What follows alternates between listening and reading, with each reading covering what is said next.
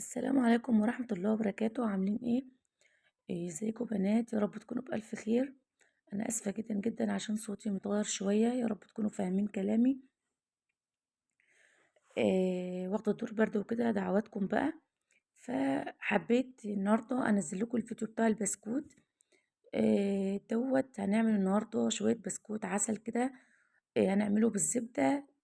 بزبدة الشرقية بيور، بجد طعمها حلو جدا جدا. والبسكوت طعمه وريحته كان قلب الدنيا. يا رب تكون فاهمينه الكلام يا بنات عشان صوتي بس متغير. فحبيت كده انزل لكم الفيديو. وتعالوا نسمي الله كده ونبتدي وصفتنا النهارده ونصلي كده على سيدنا محمد عليه افضل الصلاة والسلام. اول حاجة كده معايا هنا الزبدة. انا هعمله بالزبدة النهارده، طبعا مش موجود عندك زبدة هتعملي بسمنة. تمام. انا جبت كده الزبدة اللي هي زبدة بيور الشرقية. الزبدة الشرقية بيور حلوة جدا جدا، طعمها وريحتها بجد رهيبة. تمام. انا اخدت منها كده ده كوباية ونص، انا هعمل كيلو دقيق بس. فمعايا هنا كوباية ونص من الزبدة. مفيش زبدة يبقى تعملي بسمنة، ممكن تعملي بسمنة على زيت زي ما انت حابة. ومعايا هنا كوبايتين سكر بنفس معيار الكوباية بتاعت الشاي اللي انتوا شايفينها دي، كوبايتين سكر. هقول لكم كده بس المقادير واحنا شغالين. يبقى حطيت كوباية ونص سمنة، حوالي 330 جرام سمنة، بالجرام 330 جرام. وبالمعيار الكوباية كوباية ونص زبدة، بالكوباية بتاعة الشاي العادية. تمام. هضيف كمان كوبايتين سكر. هنعير بنفس الكوباية يا بنات اللي هنعير بها كل حاجة عشان المقادير معايا تكون مظبوطة. هقلب بس كده الزبدة كده مع السكر عشان لما اشغل المضرب الكهربائي ما يبهدليش الدنيا.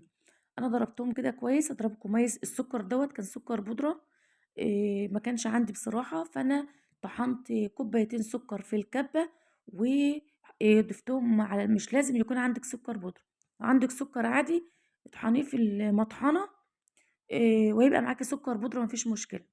وضفت كوباية ونص زبدة، عليهم كوبايتين سكر، ومعايا 4 بيضات وعليهم الفانيليا. هضيف بيضة بيضة كده، كل بيضة كل ما تختفي كده بالمضرب هنضيف التانية. لو ما فيش عندك مضرب كهربائي، طبعا بالمضرب اللي هو اليدوي مفيش مشكلة خالص، هتضربي بيه. مفيش مضرب يدوي بإيدك واشتغلي. احنا كنا زمان يعني أجدادنا وأمهاتنا وكده كانوا بيشتغلوا بإيديهم على طول، ما كانش فيه لا مضرب ولا كلام من ده. فممكن برضو تعملي بإيدك لو مفيش كمان موجود عندك مضرب سلك. اشتغلي برضو بإيدك مفيش مشكلة خالص. خلاص كده ضفت البيض وضربت كده السكر مع الزبدة مع البيض بالشكل اللي انتوا شايفينه ما شاء الله. اقلب بس تقليبه كده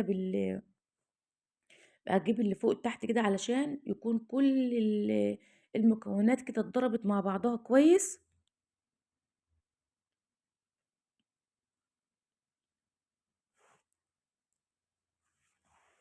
نقلب بس كده كويس. وهضربه كده كمان ضربة بالمضرب.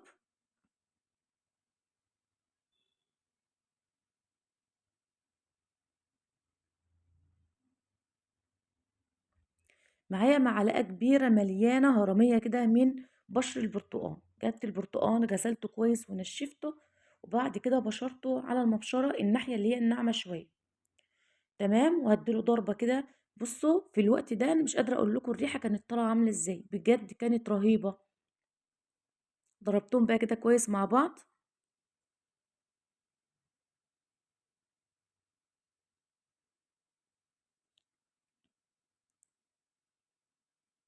ودلوقتي بقى معايا كيلو دقيق.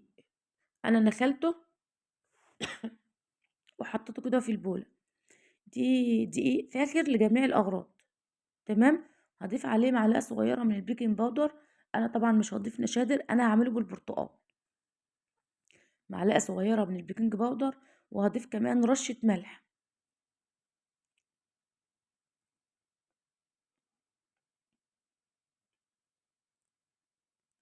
تمام. بس كده نقلبهم بقى كده كويس مع بعض.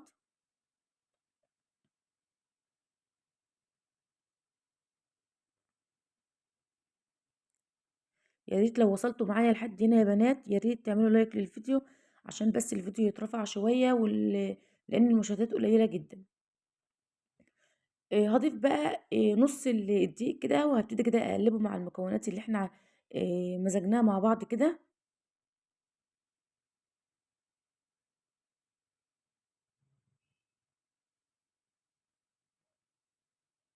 وهنزل بنص الدقيق برضو لبقيته، وهشيل بقى المعلقة خالص وهبتدي بقى اعجن بايدي. طبعا مش هنعجن عجين يعني عشان البسكوت ما بينفعش يكون فيه عرق وكده، هنلم بس الدقيق مع الخليط السائل لغاية ما الدقيق كده يختفي يختفي خالص، ما يكونش ظاهر معانا. وبعد كده خلاص انا اخدت نص كوباية آه، برتقان. انا عصراه كده بالعصارة، طبعا مش مضروب بمية وكده، ده عصير عصرت كده البرتقان بالعصارة بتاعت البرتقان واخدته، مش حاطة عليه مية ولا اي حاجة. تمام. خدت نص كوباية كده على العجين ولميت العجين كويس جدا على بعضه، وكانت العجينة معايا بالشكل اللي انتوا شايفينه ده. ما شاء الله العجينة ناجحة ومظبوطة، والسكر بتاعها كان مظبوط جدا جدا. وما شاء الله ريحة البسكوت مش قادرة اقول لكم كانت طالعة عاملة ازاي، حلوة جدا. جبت بقى المكنة اللي انتوا شايفينها ديت موجودة عندي. لو مش موجودة عندك ممكن تعملي بكيس حلواني، مش موجود عندك كيس حلواني ممكن تشكليه بأي شكل بقى انت عاوزاه، مفيش مشكلة خالص. انا هاخد الشكل اللي هو مشرشر فيه زجزجة كتير بالشكل ده كده، شايفينه؟ هيطلع لي البسكوتة من فوق كده مشرشرة مخربشة كده، وبتطلع حلوة وشكلها حلو جدا. شوف محمد كان واقف لي بقى عايز يقعد يعمل لي كده البسكوت وينزله لي من المكنة، بس طبعا الايد كانت تقيلة عليه وكده، فاخدتها منه وابتديت انا اعمل اهو. شايفين شكل البسكوتة ما شاء الله بتنزل من المكنة، لا بتتقطع مني ولا العجينة سايلة ولا فيها اي حاجة خالص. العجينة مظبوطة والمقادير معايا كانت مظبوطة 100%. فامشي على المقادير مظبوطة جدا والبسكوت هيطلع معاكي ما شاء الله، ويا رب يحسن ما بين ايديكم جميعا. ده شكل البسكوتة اهو ما شاء الله حلو جدا. شايفين العجينة معايا عاملة ازاي مظبوطة جدا. هرص بقى في الصينية، مش هدينا لا زيت ولا سمنة ولا اي حاجة خالص. تمام. العجينة مستكفية من الزبدة، مش محتاجة خلاص ان انت تدهني الصينية. طبعا انا كنت ولعت الفرن يسخن، وهرص الصينية ما بين كل بسكوتة وبسكوتة مسافة بس بسيطة كده، عشان لو البسكوت فرش حاجة بسيطة معانا ما يلزقش في بعضه.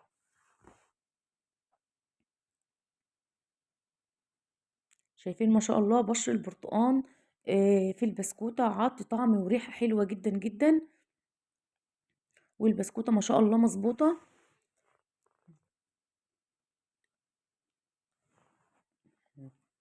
انا كده عملت صينيه اهوت، هدخلها بقى على الرف على شبكه الفرن. مش هحطها على ارضيه الفرن، هنحطها على الشبكه على درجه حراره 180. واول ما البسكوت يستوي بياخد لون حلو من تحت، هولع على الشوايه اعطيه لون الذهبي من فوق، ويطلع معانا نفرده على حاجه تكون آه يعني نفرده على حاجه ما نحطوش على بعضه، وما نحطهوش نعبيه سخن علشان ما يطراش مننا ويعرق وكلام من ده. ده اول صاج طلع معايا بالشكل ده. شايفين والله بجد الكاميرا ظالمه البسكوت جدا جدا، مش عطياله حقه خالص في التصوير. البسكوت شكله جميل جدا واخد لون ذهبي حلو جدا، وفردته كده على صينيه. طلعته شايفين مش لازق في الصينيه ولا اي حاجه، من غير ما دهنت زيت ولا اي حاجه. هفرده بقى على حاجه لغايه ما يبرد، وبعد ما نطلعه من الفرن نرجع نشوفه مع بعض. كده البسكوت بعد ما خلصته ما شاء الله طلع من الفرن وبقى بالشكل الجميل ده. البسكوتية مقرمشة وطعمها حلو، وكمان ريحته حلوة جدا، وحاجة تشرفك بجد. جربوه ان شاء الله يعجبكم. انا عملته بالزبدة زي ما قلت لك، ممكن تعمليه بالسمنة، ممكن تعملي بسمنة على زيت. انا قبل كده عملته بالزيت وكان برضو حلو جدا جدا. ما فيش مشكلة، الموجود عندك اعملي بيه. مش هيقول لِك لأ، أهم حاجة اضبطي المقادير معاكِ والحاجة هتطلع ما شاء الله معاكِ حلوة جدًا. شايفين ما شاء الله البسكوتة عاملة إزاي واخدة اللون من تحت ومن فوق ما شاء الله حلوة جدًا، شايفين ما شاء الله؟